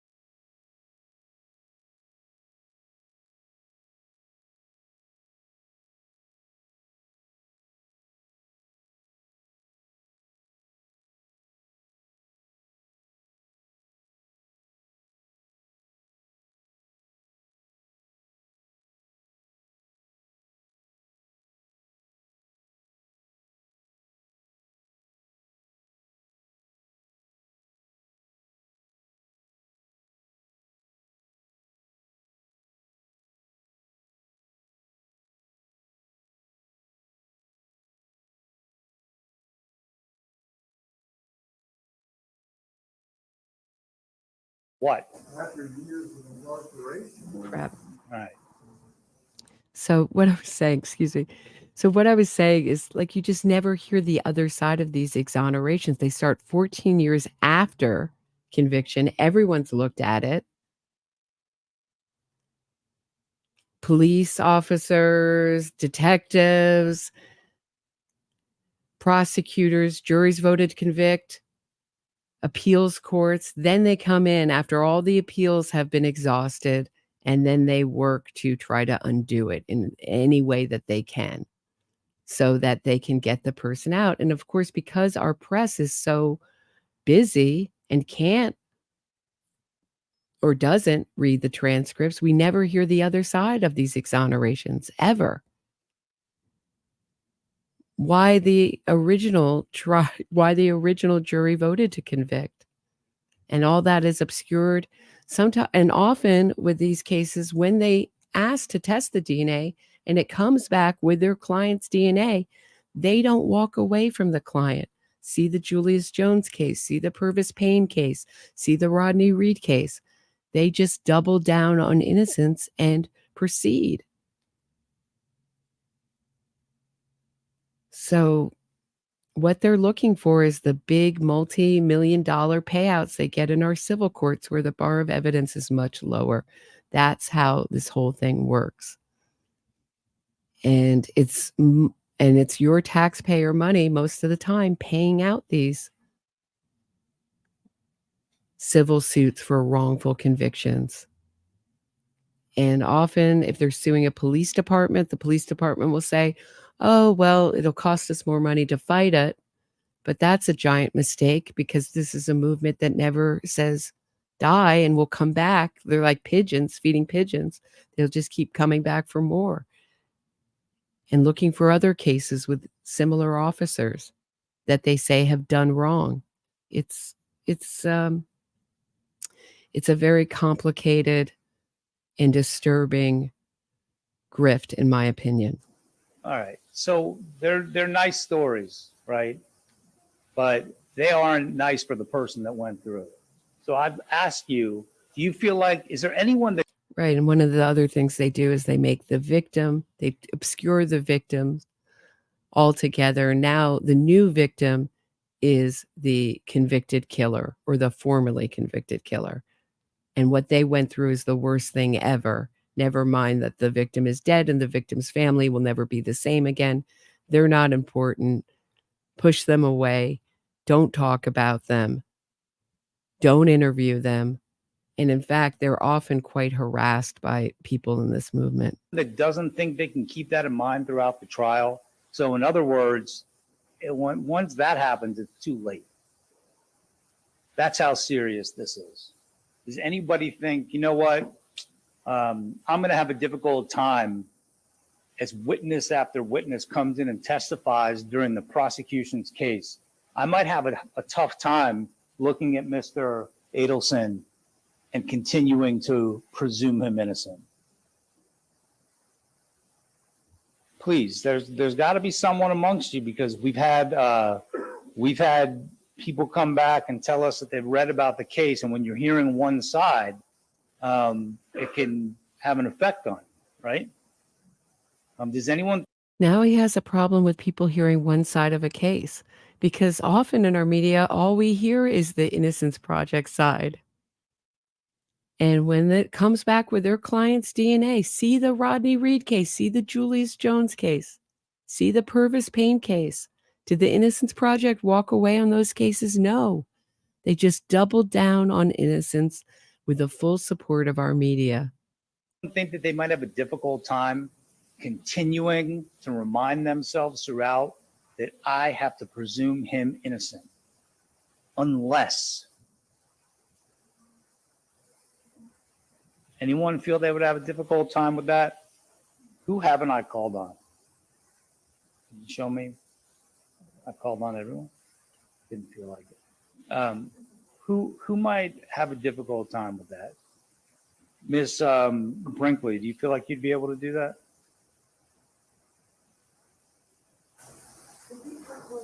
Will you be able to continually look over at Mr. Adelson throughout the trial, even as the prosecution brings in witness after witness, and continue to say, I hear you, but I have to view him as an innocent man until I hear the instructions on the law, and unless, after I deliberate with my fellow jurors, unless I find him guilty beyond a reasonable doubt. Once again, I have to listen to. So wait, so he's expecting them all to go into the jury room and say, when they ask to take a vote where people are leaning, to all say, oh, well, I have to say innocent until I start talking to the other jurors? Is that what they're instructed to do? Am I misunderstanding something about our jury process? I understand that they're supposed to not make any firm feelings, decisions until they discuss it with other jurors. But my understanding is that they can have feelings one way or the other coming into the juror room, but they're open to discussing it and hearing what other people have to say. What he's asking them to do seems, in my mind, quite something different. Let me know what you're hearing. I can't see innocent or guilty. When I come in here, I have to listen to the case. I'm not going to look at him and say he's innocent until proven guilty. I don't know. I have to listen to the case. Fair enough. I appreciate your candor. Does anyone agree that was as honest as you can get? She said, I can't look at him and presume him innocent. That's okay. That's fine. Who agrees with that? Who agrees that I'm not going to presume one way or another? I don't care what the law says. Anyone else agree with Ms. Brinkley? Mr. Fry? Okay. Does anyone agree even a little bit? Okay. How many of you have heard of Nancy Grace? So someone's asking, am I misunderstanding? So he is a defense attorney. He's a attorney by law. I think he is licensed to practice in New York. I'm not sure about that. I would assume that because I thought that he was based in New York City. Correct me if I'm wrong. So he's not licensed to practice in Florida. I'm not 100% sure about that, but he is here, Josh Dubin, Mr. Innocence Project Ambassador. He's often been on the Joe Rogan show spouting off about these cases and making all their talking points, which omit quite a bit, and often, I don't know. I mean, I think they lie by omission, and they lie outrightly, in my opinion. But he's there. Josh Dubin has been paid. This guy, what we're looking at is as a jury consultant, and he's here to get the most favorable jury for Charlie Adelson. But what he's asking them to do seems so opposite everything that I've been taught about the jury, what a jury is supposed to do, and the whole process. So what I'm asking is, am I misunderstanding the process? I understand that they're supposed to come into deliberations not set on one thing or the other, or, they may lean one way or the other, but they're willing to discuss the case, open to others' opinions, and really together hash out a verdict. But what he's asking them to do is to come into deliberations on team innocence until the other jurors convince you not. But how would that even be possible if everybody's supposed to be on team innocence? I would be so curious to hear Georgia Kappelman's view of this, a lawyer's view of this, who really knows this process. I've watched voir dire in Larry Ray's trial, but it didn't go like this. There was no, that was a federal trial, and it was a court-appointed federal defense team. They were awesome, but none of this kind of berating and insisting went on in that. Nice. All right. How many of you are a fan of her shows? Beyond, okay. Who can you just keep your hands up just for a moment? How many of you have watched her shows? Ms. Gardner? Have you watched her shows? Okay. And what was her point of view? Typically. She's always very firm. Her beliefs are always very clear. And what are those beliefs usually clear about? I mean, it just depends on what's going on, what she's reporting. Thank you. Ms. Strawn, what are her beliefs typically?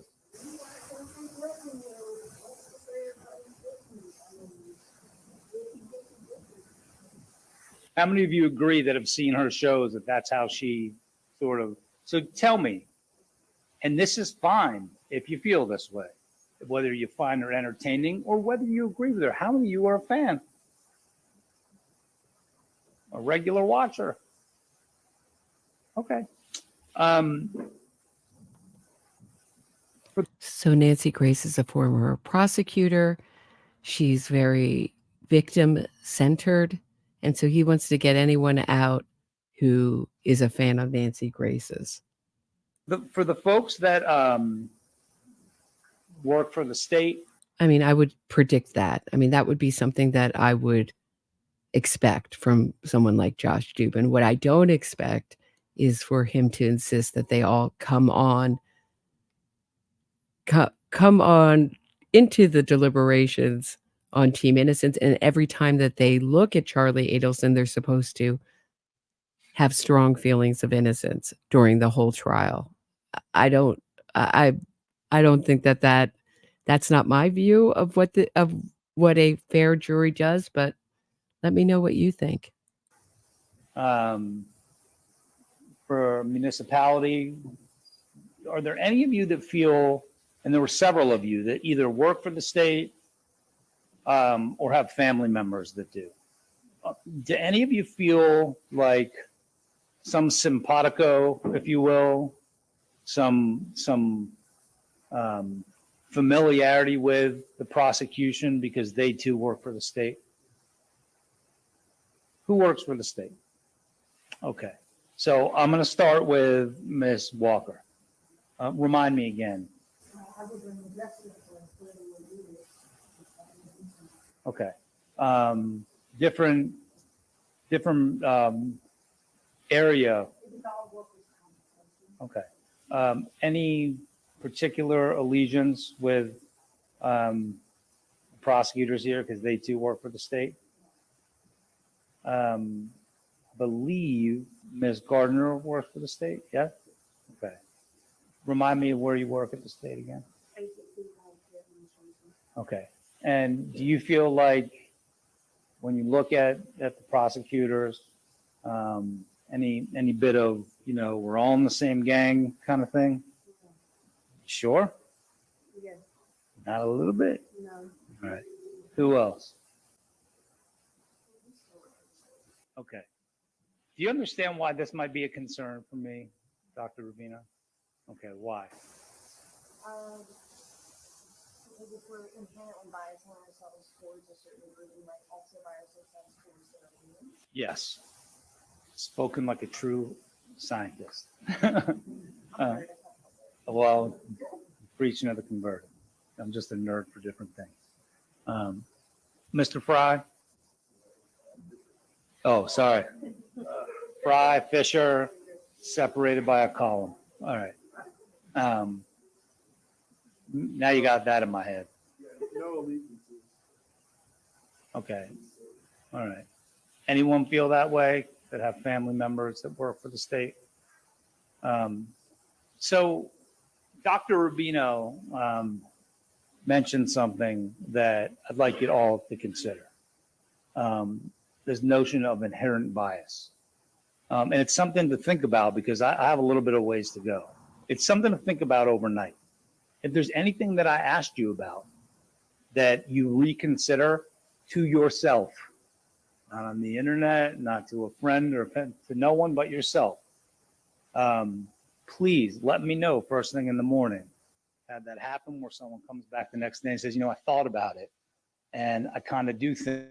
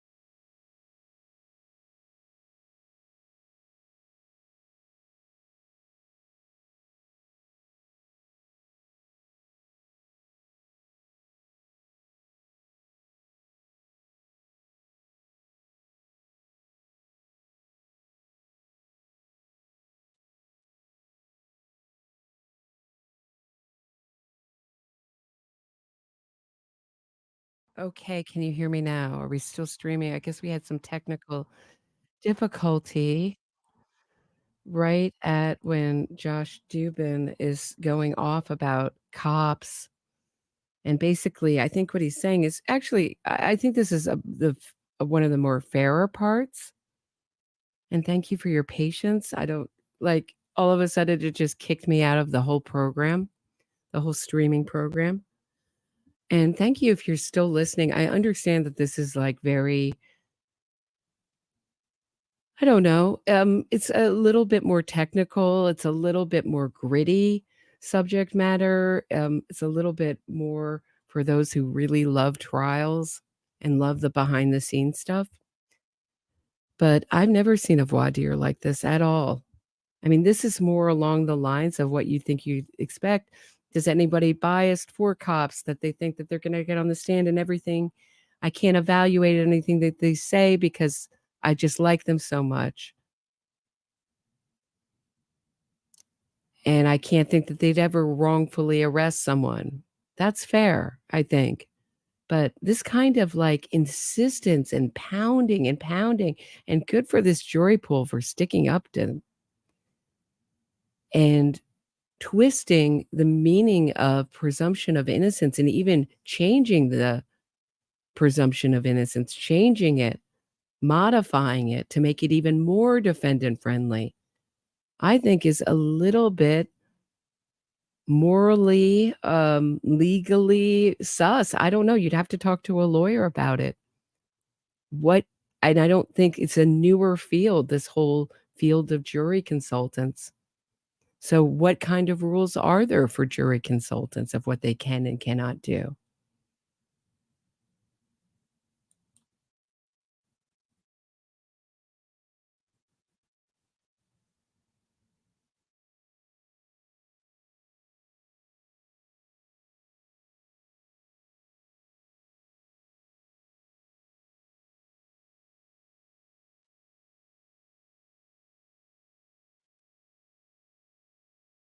I realize I'm not sharing.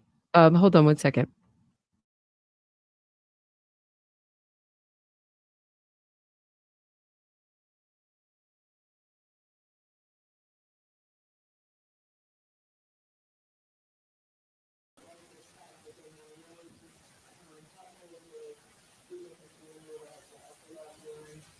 Okay, so now we're back. Everybody's back. Thank you for your patience. I'm sorry about the issues.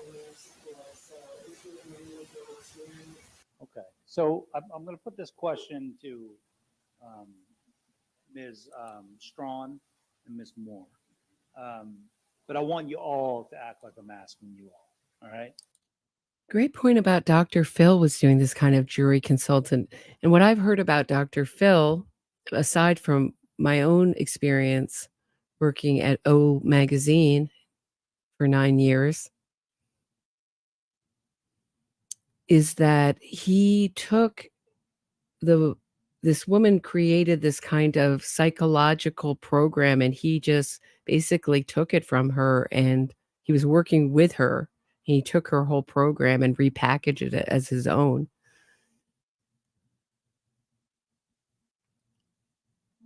He is very connected to the Innocence Project. He has them on. He's gone to prison and interviewed Stacey Stites' killer, Rodney Reid, and said that he's a human lie detector. He asked Rodney Reid if he killed Stacey Stites, and he said no, and that was good enough for Dr. Phil. I mean, he's supported this movement all along, and I would really look at some of the people that Oprah has presented as experts. I mean, because he's not the only one that has had scandals and issues, and people have questioned. It's pretty much everyone, and some of the people she's championed. John of God, I think he's now doing a long prison term for SA. Her whole connection to pushing the fictional story, very fictional, because I've read the transcripts in both of those trials concerning the Central Park Five, pushing when they see us. So it's all very connected. So thank you for pointing that out. It's all very connected, part of an ideology and part of a movement that feels that our justice system is not sufficient enough as is, and that it should become more and more biased, using their word, or more and more defendant friendly. And they're passing laws all the time to make it so. But you were the two that mentioned, particular instances. You with the help with, the unfortunate event when somebody passes, and you with the double doozy. I expect there to be law enforcement that will take the stand here. And I know that my colleague on the other side asked you some version of this question, which was that how many of you would give them any more or less weight? I'm asking you, do you think in light of your positive experiences with law enforcement that, I know that Mr. Gosling was extremely candid about this, and he said, yeah, hold them to a higher standard. And, I think that they're more credible than an ordinary witness in words or substance. Any of you think that? In other words, when a law enforcement officer takes a stand, that you look at them as being more credible, more believable, more reliable than another witness. How many of you feel that way? I know we already got you. My answer would be depending on who's the other witness. If the other witness is Charlie Adelson, then yeah. I think any police officer is going to be more credible than Charlie Adelson was on the stand. I was looking at his testimony last night in awe. Maybe I'll revisit that sometime.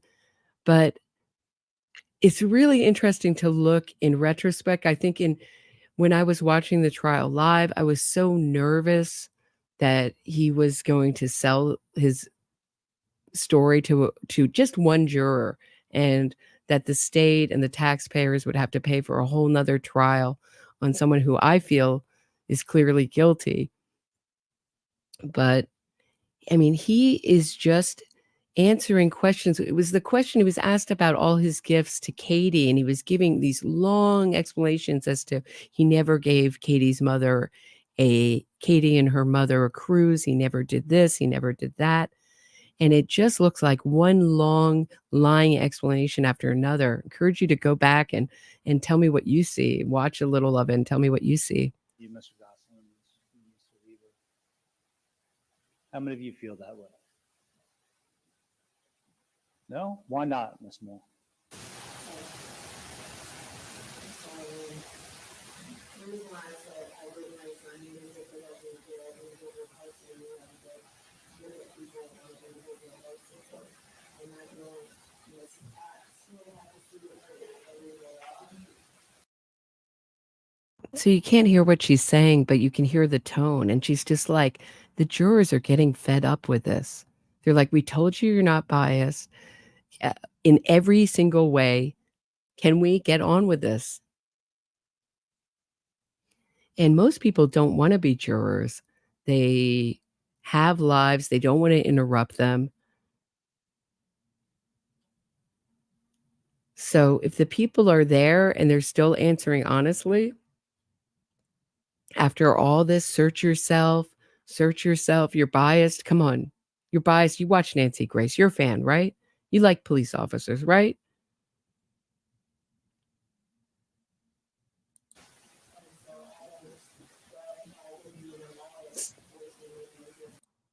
Mr. Gosling. Did I have that right? All right.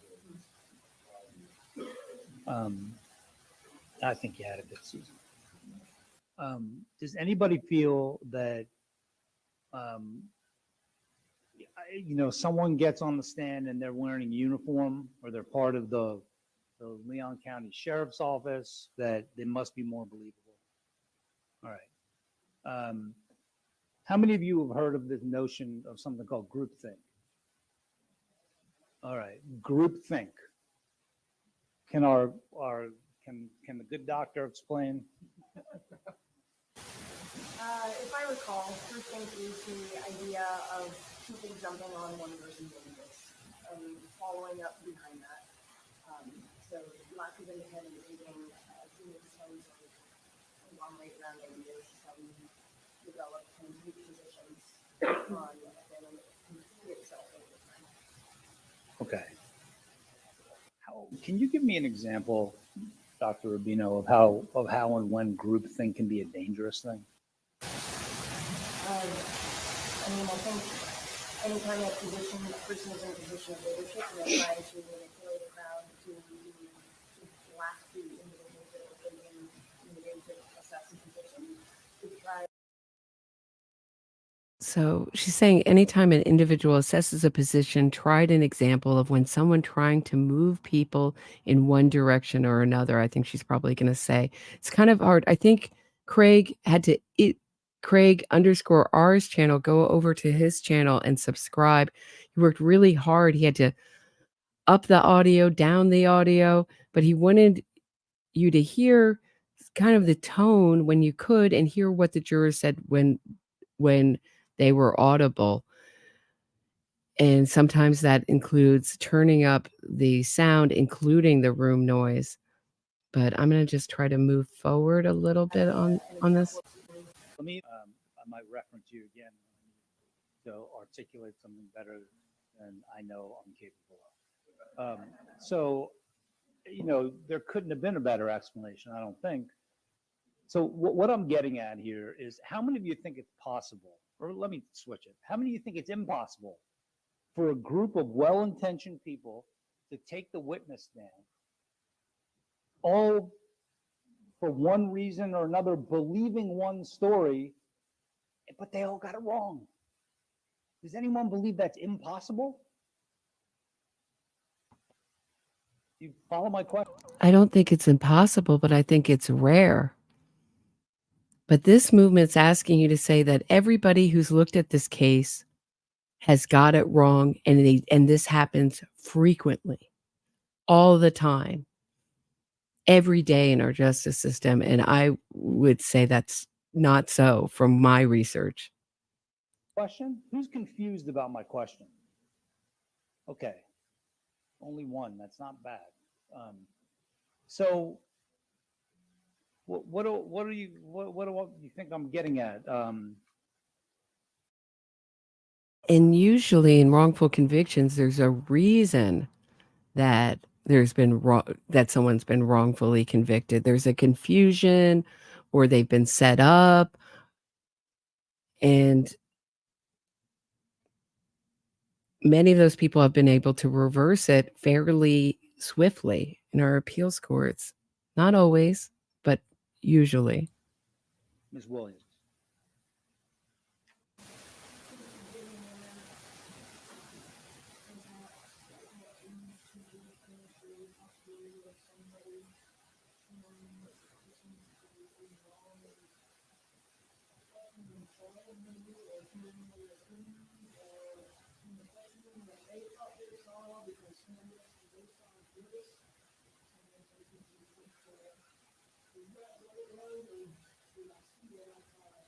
So in other words, it's too late. The hour is late, and your attention blows my mind. The fact that you're all still making eye contact and with me. So let me just get right to the point on this question. How many of you think it's impossible for one after another, witness after witness after witness, to come in here and all tell you a story that points in their minds to this man's guilt? Do you think it's impossible for that to happen and then for all to be wrong? Why not, Dr. Rubino? Is it impossible? No. Is it probable? Are you asking the jury to think that that's probable that will happen? If the state has a devastating case and the defense has not torn it apart in cross-examination? I mean, I'm wondering, I don't know. Let me know what you think. Why is it possible that they're all telling the same story or have a certain point of view, and yet they could all be wrong? we could spend a lot of time talking to each other, they can share values, shared a lot of information back and forth with each other. We could have a shared perspective. Well, that's also why we have other evidence that's not testimony, right? That's cell phone records, other forensic kinds of evidence. And when that all supports the story that you're hearing in testimony, like it did in Charlie's trial, and they have such a weak defense, such an improbable defense, that someone went out and killed Dan Markel just to scare Charlie Adelson, to extort him out of money and put him on the Latin King's payment plan. Yeah, I think that might be impossible, or if not improbable, if not impossible. Perspective on the world that assumes a certain level of guilt or innocence. Thank you. Miss Strawn, or let me go to Mr. Fisher. The false memory fallacy. Okay, tell us what the false memory fallacy is. False memory is basically if you're asking somebody if the perpetrator, what shirt were they wearing? They say green shirt. They'll lay there and say, what about the red shirt that they wear? You can slightly alter everything. So the point where they say, you're wearing a shirt. This is the work of the False Memory Syndrome Foundation. It's not a real syndrome. It's just a name of a foundation that named themselves cleverly a syndrome. Elizabeth Loftus, who has testified for the defense in so many trials, worked on the defense of Ted Bundy, the Night Stalker, Tim Hennis, Robert Durst, Bill Cosby, has forwarded this idea that everything you remember is wrong, even even though they do admit that in heightened emotional conditions it will be more likely that you'll get it right. But yes, no, so they put out this. Elizabeth Loftus likes to say memory. She testified also. I saw her testify in person in the Maxwell trial. She testified for Ghislaine Maxwell's defense. Is that memory is not like a tape recorder. That's what she likes to present. But what's funny is it's like a straw man. No one is saying memory is like a tape recorder. We all accept that memory is fallible, not as good as time goes on, can be is elastic, can be changed. All right, I have been going for, let's see, what I think I'm going to do about maybe 10 minutes more of this, and then I'm going to call it a night. I just think it's so fascinating. And I hope I don't have to revisit it. And thank you for bearing along with me. I know it's really kind of very technical, gritty stuff, but I find it fascinating. And imagine spending $1 million on this. Would you? I want my money back. How many of you say, you know what? Dubin's crazy. No way that this happened. No way that so many people all think the same thing and have it all wrong. Do any of you feel that way? I know Mr. Gosling raised his hand earlier. Do any of you think that? Think that's possible? You all leave open the possibility that they all think a certain way, whether it's groupthink or the false memory fallacy, and they just got it wrong.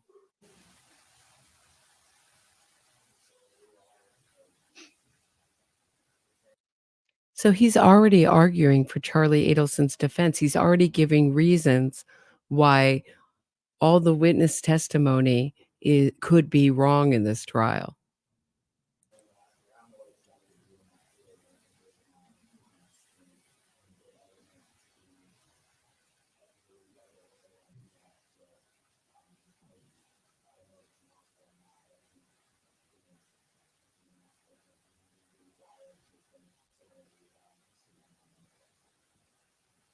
Anyone disagree with that? All right. Yes.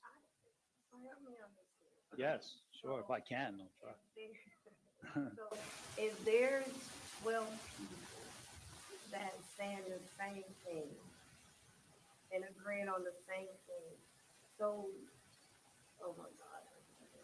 So if there's 12 people that is saying the same thing and they saying that he's guilty, you saying, your question is to us, do we believe the 12? No, I'm asking something different. Okay. All right. And here's, I'm going to give you a hypothetical that doesn't involve a crime. Okay. I'm not going to make anybody the perpetrator or my co-conspirator. Right? All right. If 10 people get up here and say, I see a microphone, that if 12 people get on the stand and say, I'm looking at Josh Dubin and he is not holding a microphone in his hand. But what do you see? You just exercised free will, didn't you? You're not going to believe the 12 people. You're going to believe What I see, yes. That's what I'm trying to say. Okay. All right. There's a very interesting experiment they did. I can't remember exactly what it's called, but it's a line experiment where they have one person who's not in on it and everyone, all the other volunteers are in on it. And they have lines and various sizes on the floor. And all the participants have already agreed to call the, say, second shortest line the longest line. And they watch the one person who's not in on it will eventually relent. We are social creatures and we want to be liked and we want to be part of the group. And they watched in those experiments time after time with the person not in on the experiment saying, oh no, the second line agreeing with the group. The second line is the in fact the second shortest line is in fact the longest line. So it's amazing. So he has his point. I don't know. I think it's a little, I'm more concerned what he's demanding the jurors do in the beginning of this questioning of the jury of his voir dire than the end. This seems to be more standard defense stuff. Does anyone feel like no? I mean, Mr. Weaver points it out, they may know a little bit better. They were trained to be at this elite level. You're all the ones that are going to be here deciding Mr. Adelson's fate. Not the witnesses, not Mr. Rashbar. He still can't remember his client's name. Did you hear that big pause? Is it Adelstein? Is it Adelson? For $1 million, I think I'd remember my client's name. But that's what I have for today. I'm going to leave it there. If I miss some, I'm sure I missed some fabulous, but it's fabulous part of the end here, but I'm just running out of steam. But what a thing to hype up. I'm sure he hyped up Rashbaum and the defense. We're going to, this is going to make such a difference. Dominic Dunn, he used to write for Vanity Fair. R.I.P. Dominic Dunn. I just loved his daughter was murdered, and that got him interested in reporting and going to trials and reporting on them. And he said, I only go to the trials of the super rich because they're the ones who can pay for the experts and get these kind of special things that other people can't afford. And he said, I used to call these experts that always fool the jury. He says, I like to call them whores of the court.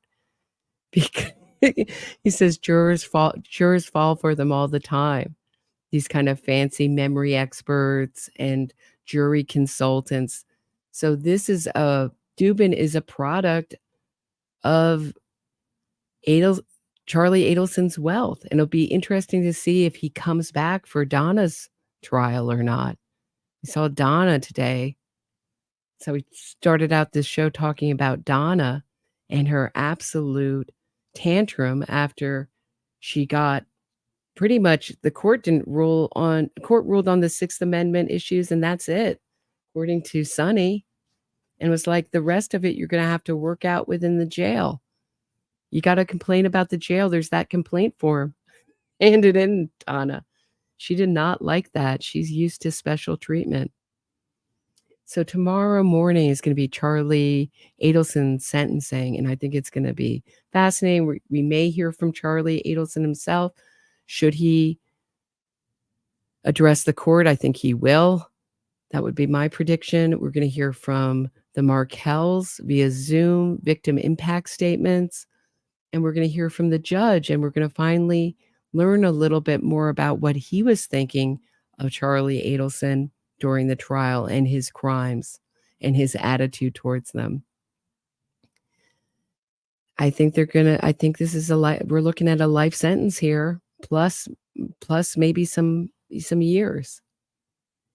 And I'm sure Josh Dubin is getting, will hook up Charlie with someone to reverse this conviction as, if he goes forward in that direction. But he's already attached himself to this movement, and I find that very interesting. Have a great night, everyone. I will see you back here very soon.